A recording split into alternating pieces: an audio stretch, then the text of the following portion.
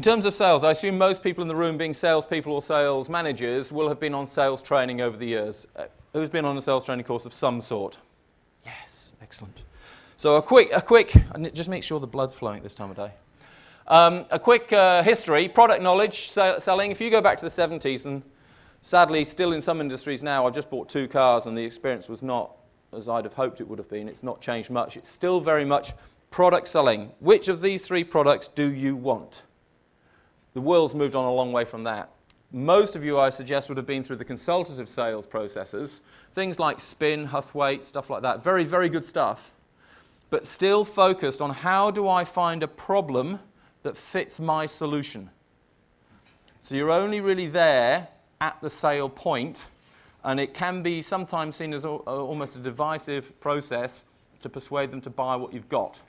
And looking around this room,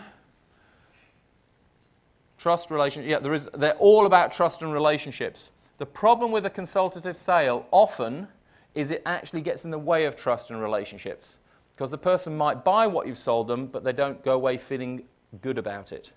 And that's one of the key things. So what we're looking at here is how do you build trust through changing your behavior so the other person wants to work with you and at some point buy from you because they trust you totally. And it wouldn't matter if you were selling tractors, technology, or legal advice. They trust you.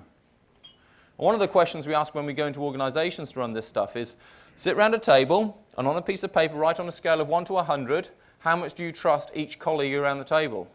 And you get this real shifty look around the tables. There's people like, oh, bugger, he's caught me out. But that's the way to think about this stuff. And if that's colleagues, to what extent on a scale of 1 to 100 do your customers trust you personally?